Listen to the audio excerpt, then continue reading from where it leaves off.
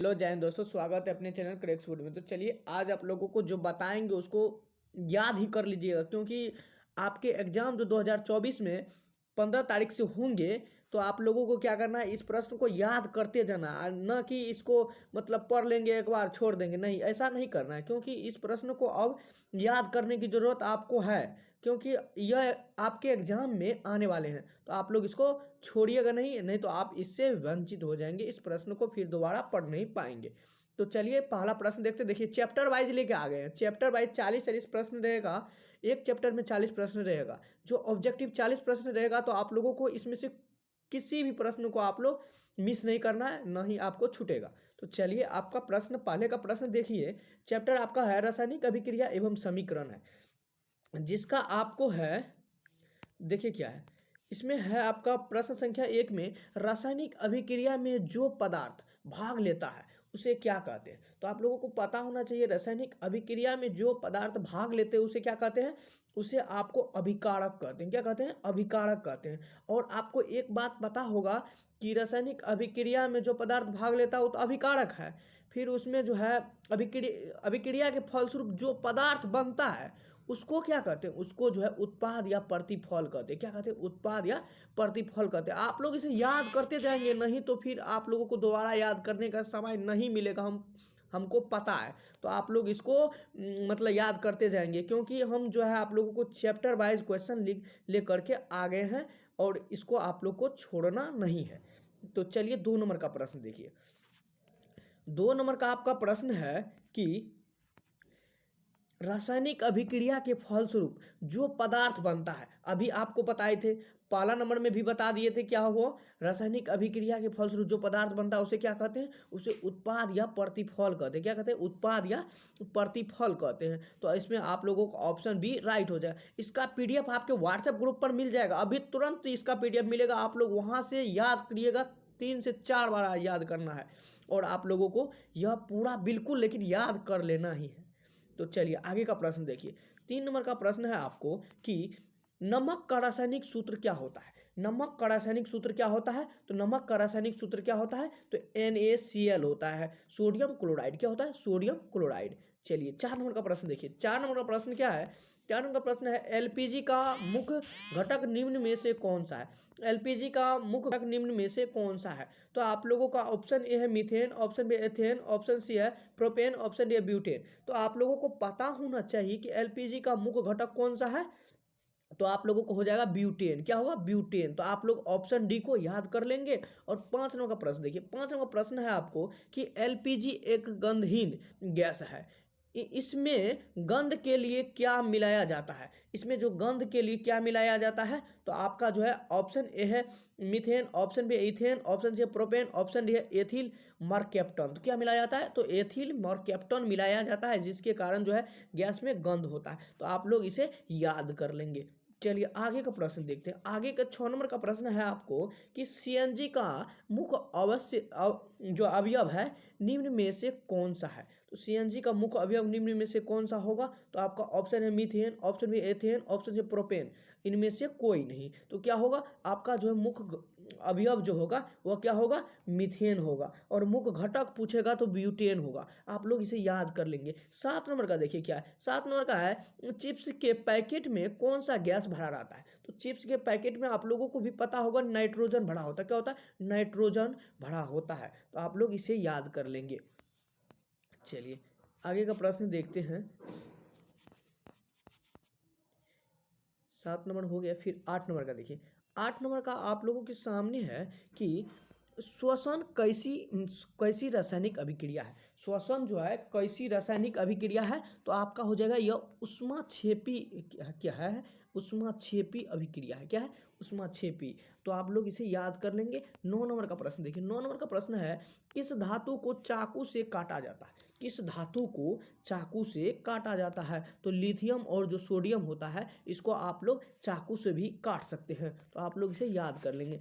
चलिए 10 नंबर का प्रश्न देखिए। 10 नंबर का प्रश्न है, निम्न में से कौन सा पदार्थ बिना ज्वाला का जलता है। इनमें से जो है कौन सा पदार्थ ऐसा है जो बिना ज्वाला के जलता है। तो आपका हो जाएगा क्या? कोयला होगा। क्या होगा? कोयला होगा। तो आप लोग इसे याद कर लेंगे। 11 नंबर का देखिए, 11 का प्रश्न है, रासायनिक अभिक्रिया के दौरान किसी पदार्थ में ऑक्सीजन का ह्रास क्या कहलाता है। तो देखिए इसमें जो ऑक्सीजन का ह्रास क्या कहलाएगा, तो अपचयन कहलाएगा। क्या कहलाएगा, अपचयन कहलाएगा। आप लोग याद कर लेंगे इसको। चलिए 12 नंबर का प्रश्न देखिए, 12 नंबर का प्रश्न है कि रासायनिक अभिक्रिया के दौरान किसी पदार्थ में ऑक्सीजन का योग, वहाँ ह्रास बोला 11 नंबर में, और योग बोल रहा है, योग क्या कहलाएगा, तो योग कहलाएगा आपका उपचयन। क्या कहलाएगा, उपचयन कहलाएगा। या तो यहाँ कह सकता है हाइड्रोजन का ह्रास। तो आप लोग इसे क्लियर समझ लीजिएगा। जब उपचयन, देखिए उपचयन में क्या होता है, उपचयन में क्या होता है, ऑक्सीजन का योग होता है और हाइड्रोजन का ह्रास होता है। फिर अपचयन में क्या होता है, अपचयन में आपको जो है क्या होता है, ऑक्सीजन का ह्रास होता है और हाइड्रोजन का योग होता है। आप लोग इसे समझ लीजिएगा। चलिए आगे आगे का देखिए, 13 नंबर का प्रश्न है। 13 नंबर का प्रश्न है कि रासायनिक समीकरण अभिक्रिया का है, क्या है, तो आपका देखिए यह संक्षिप्त रूप है। क्या है, संक्षिप्त रूप है। रासायनिक समीकरण अभिक्रिया क्या है, संक्षिप्त रूप है। आप लोग याद कर लेंगे। चलिए 14 नंबर का प्रश्न देखिए, 14 नंबर का प्रश्न है आपको कि दूध से दही बनना कैसी रासायनिक अभिक्रिया है। तो दूध से जो है दही बनना यह कैसी रासायनिक अभिक्रिया है, तो रासायनिक परिवर्तन है। क्या है, रासायनिक परिवर्तन। तो आप लोग इसे याद कर लेंगे। चलिए 15 नंबर का प्रश्न देखिए, 15 नंबर का प्रश्न क्या है, 15 नंबर प्रश्न है कि लोहा को जिंक से लेपित की क्रिया को क्या कहते हैं। लोहा को जिंक से लेपित करने की क्रिया क्या कहते हैं, गैल्वेनीकरण कहते हैं। क्या कहते हैं, गैल्वेनीकरण कहते हैं। आप लोग याद कर लेंगे। 16 नंबर का प्रश्न देखिए, 16 नंबर का प्रश्न क्या है कि सिल्वर क्लोराइड का रंग क्या होता है। सिल्वर क्लोराइड का रंग क्या होता है, तो सिल्वर क्लोराइड का रंग आपको श्वेत हो जाएगा। क्या होगा, श्वेत हो जाएगा। आप लोग इसे याद कर लेंगे। चलिए 17 नंबर का प्रश्न देखिए, 17 नंबर का प्रश्न है, साग सब्जी का विघटित होकर कंपोस्ट बनना किस प्रकार की अभिक्रिया है। तो किस प्रकार की अभिक्रिया का उदाहरण है, तो आपका हो जाएगा इसमें साग सब्जी का विघटित होकर कंपोस्ट बनना, यह जो है आपका ऊष्माक्षेपी अभिक्रिया का उदाहरण है। किसका है, ऊष्माक्षेपी का। तो आप लोग इसे याद कर लेंगे, यह आप लोगों के एग्जाम में बार बार पूछा जाता है। चलिए 18 का प्रश्न देखिए, निम्नलिखित में से कौन एक दहन अभिक्रिया है। निम्नलिखित में से कौन एक दहन अभिक्रिया है, तो आपका ऑप्शन ए है जल का उबलना, ये तो नहीं होगा। ऑप्शन बी है मोम का पिघलना, ये भी नहीं होगा। ऑप्शन सी पेट्रोल का जलना। तो यह देखिए यह दहन अभिक्रिया है कि नहीं है, पेट्रोल जलेगा तो दहन होगा। तो आपका ऑप्शन सी राइट हो जाएगा। चलिए 19 नंबर का प्रश्न देखिए, 19 नंबर प्रश्न है, निम्न में से कौन सा पदार्थ बिना ज्वाला का जलता है। तो बिना ज्वाला का क्या जलता है, तो आपको बता दिए, तो कोयला जो है बिना ज्वाला का जलता है। तो आप लोग इसे याद कर लेंगे। चलिए 20 नंबर का प्रश्न देखिए, 20 नंबर का प्रश्न है आपको कि इलेक्ट्रॉन के स्थानांतरण से बने यौगिक क्या कहलाते हैं। तो इलेक्ट्रॉन से जो है स्थानांतरण से बने यौगिक क्या कहलाते हैं, विद्युत संयोजी कहलाते हैं। क्या कहलाते हैं, विद्युत संयोजी कहलाते हैं। तो आप लोग इसे याद कर लेंगे।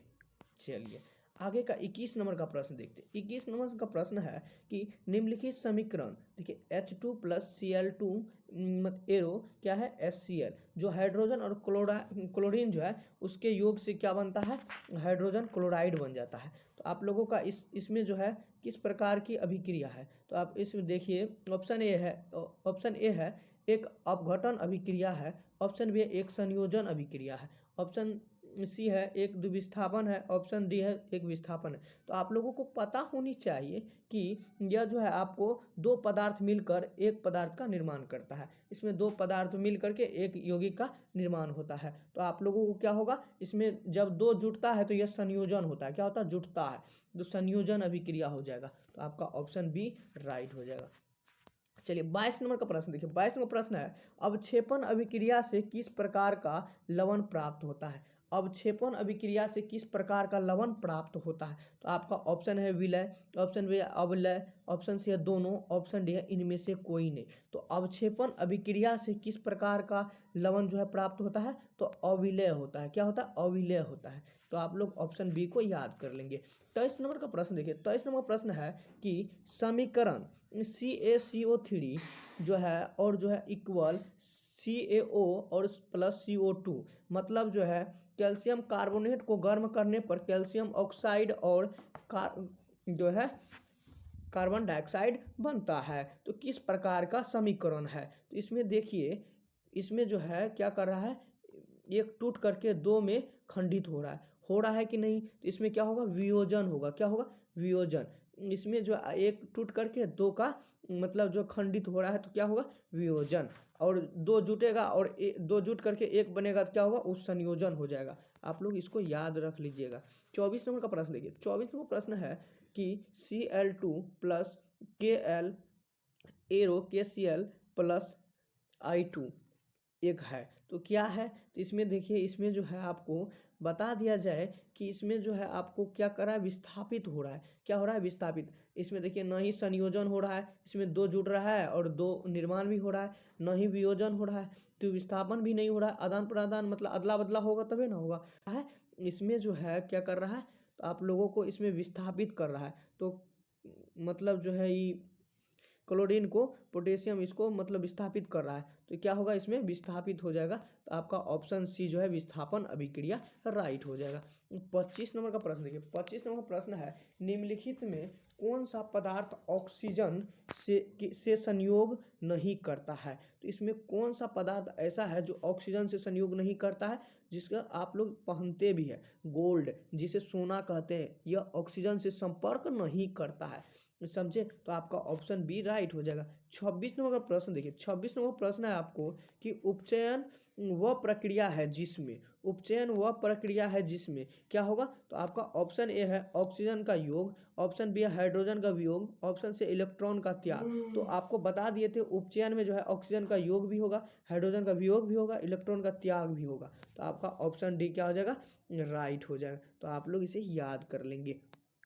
चलिए 27 नंबर का प्रश्न देखिए। 27 नंबर का प्रश्न क्या है कि प्रकाश रासायनिक अभिक्रिया में, तो आपका ऑप्शन ए है प्रकाश का अवशोषण होता है, ऑप्शन बी है प्रकाश का उत्सर्जन होता है, ऑप्शन सी है पदार्थ का अपघटन होता है, ऑप्शन डी है प्रकाश का अपघटन होता है। तो प्रकाश रासायनिक अभिक्रिया में क्या होता है, प्रकाश का जो है अवशोषण होता है। क्या होता है, अवशोषण होता है। तो आपका ऑप्शन ए राइट हो जाएगा।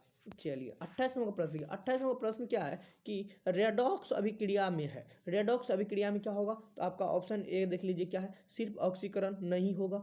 ऑप्शन बी देखिए ऑक्सीकरण और अवकरण, ऑक्सीकरण और अवकरण दोनों साथ साथ होते हैं। तो क्या होते हैं, दोनों साथ साथ होते हैं। ऑक्सीकरण और अवकरण दोनों होते हैं, जिसको आप लोग अपचयन और उपचयन भी कह सकते हैं। यह दोनों जब होगा एक में, एक समीकरण में ये दोनों होगा, तो आपका वो रेडॉक्स अभिक्रिया होगा।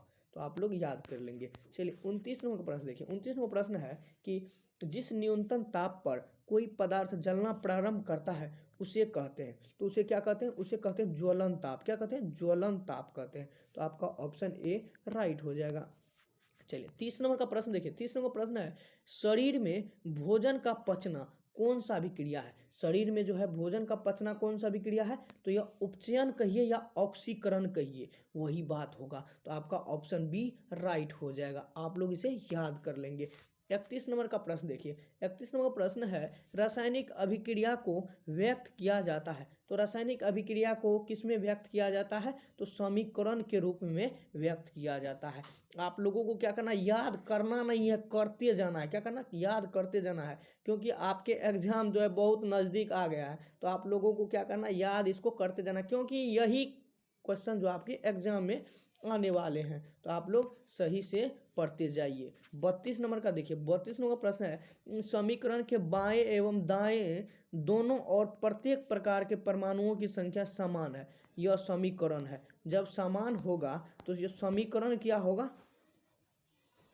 समीकरण देखिए कितना नंबर, 32 नंबर का था ना। तो ये इसमें देखिए ऑप्शन मिलेगा असंतुलित, फिर ऑप्शन बी है संतुलित, ऑप्शन सी है नियम के प्रतिकूल, ऑप्शन डी है इनमें से कोई नहीं। तो देखिए इसमें दाएं और बाएं के दोनों ओर का जो है समान रहेगा, तो क्या होगा, संतुलित होगा। क्या होगा, बैलेंस होगा। तो आप लोग याद कर लेंगे। 33 नंबर का प्रश्न देखिए। 33 नंबर प्रश्न क्या है, किसे चाकू से काटा जा सकता है? तो आपका ऑप्शन ए है लोहा, ऑप्शन बी है चांदी, ऑप्शन सी है लिथियम और सोडियम, ऑप्शन डी है लेड। तो देखिए चाकू से कटे जाने वाले धातु कौन सा है? तो लिथियम और सोडियम है। तो आपका ऑप्शन सी राइट हो जाएगा। 34 नंबर का प्रश्न देखिए। कौन सा धातु कमरे के ताप पर द्रव अवस्था में होता है? तो देखिए आपका जो है जिसे मरकरी कहते हैं, पारा होता है Hg, यह जो है क्या होता है, कमरे के ताप पर द्रव अवस्था में होता है। चलिए 35 नंबर का प्रश्न देखिए, 35 नंबर प्रश्न है कौन सा अधातु, इसमें क्या बोल रहा है, अधातु बोल रहा है, कमरे के ताप पर द्रव अवस्था में होता है। तो आप लोगों को इसमें देख लीजिए Hg धातु है, क्लोरीन अधातु जो नहीं होता है, और इसमें ब्रोमीन तो अधातु है जो यही है। तो ब्रोमीन क्या होगा, आपके अधातु होते हुए भी कमरे के ताप पर द्रव अवस्था में होंगे, और Mg क्या है, आपका धातु है। चलिए 36 नंबर का प्रश्न देखिए, 36 नंबर प्रश्न है कि लोहा ऑक्सीजन से संयोग करके क्या बनाता है? लोहा जो है ऑक्सीजन से संयोग करके क्या बनाता है, तो लो ऑक्साइड बनाता है। क्या बनाता है, लो ऑक्साइड बनाता है। तो आप लोग ऑप्शन ए को याद कर लेंगे। 37 नंबर का प्रश्न देखिए, 37 नंबर प्रश्न है कि सोडियम का परमाणु संख्या कितनी होती है? सोडियम का परमाणु संख्या कितनी होती है? सोडियम का परमाणु संख्या आपको हो जाएगा 11। क्या होगा, 11। और सोडियम को मतलब जो है किस चीज़ से संकेत करते हैं, Na से। आप लोग इसे याद कर लेंगे। चलिए 38 नंबर का प्रश्न देखिए, 38 नंबर प्रश्न है निम्न में से कौन सबसे अधिक ऋणात्मक तत्व है? इनमें से सब में से कौन सबसे अधिक ऋणात्मक है? तो फ्लोरीन है। क्या है, फ्लोरीन है। तो आप लोग इसे याद कर लेंगे। चलिए 39 नंबर का प्रश्न देखिए, 39 नंबर का प्रश्न क्या है कि सोडियम को केरोसिन तेल में डुबोकर क्यों रखा जाता है? तो आप लोगों को पता होगा, 9th क्लास में भी आप लोग पढ़े होंगे सोडियम को केरोसिन तेल में डुबोकर क्यों रखा जाता है। तो आपका ऑप्शन है वाष्प ना बन जाए, इसके लिए नहीं। चलिए ऑप्शन बी देख लीजिए, ऑप्शन बी है ऑक्सीजन से प्रतिक्रिया से बचने के लिए। ऑप्शन सी क्या है, देखिए पिघल ना जाए। ऑप्शन डी है इनमें से कोई नहीं। तो आपका जो है क्या होगा, बी नंबर सही हो जाएगा। ऑक्सीजन से प्रतिक्रिया से बचने के लिए क्या करता है, उसको केरोसिन तेल में डुबोकर रखा जाता है। चलिए 40 नंबर का अंतिम प्रश्न देखिए, 40 नंबर का अंतिम प्रश्न क्या है, विरंजक चूर्ण का रासायनिक सूत्र होता है। तो विरंजक चूर्ण का जो है रासायनिक सूत्र क्या होता है, तो आपका होता है CaOCl2, कैल्शियम ऑक्सीक्लोराइड होता है। आप लोग इसे याद कर लेंगे। और आपका दूसरा चैप्टर जो है, मतलब जो दूसरा चैप्टर का वीडियो अपलोड हो जाएगा, और इसका व्हाट्सएप ग्रुप पर क्या होगा, PDF मिल जाएगा। आप लोग वहां से इसको डाउनलोड करके इसको याद कर लीजिएगा, क्योंकि यही आपके एग्जाम में 100% आने वाले हैं। जो जो हमारे व्हाट्सएप ग्रुप में नहीं जुड़े हैं, उसका डिस्क्रिप्शन में लिंक दिया रहेगा व्हाट्सएप ग्रुप का, आप लोग वहां से जा करके ज्वाइन हो जाइए। और 200 PDF उसमें डाल दिया गया है। 200 PDF आप लोग जो जो अभी तक नहीं पढ़े, अब तो नहीं पढ़ पाएंगे, तब तक प्रयास कर कीजिएगा तो हो सकता है, तो आप लोग पढ़ लीजिएगा। जय हिंद, जय भारत। मिलते हैं अगले वीडियो में, तब तक के लिए जय हिंद।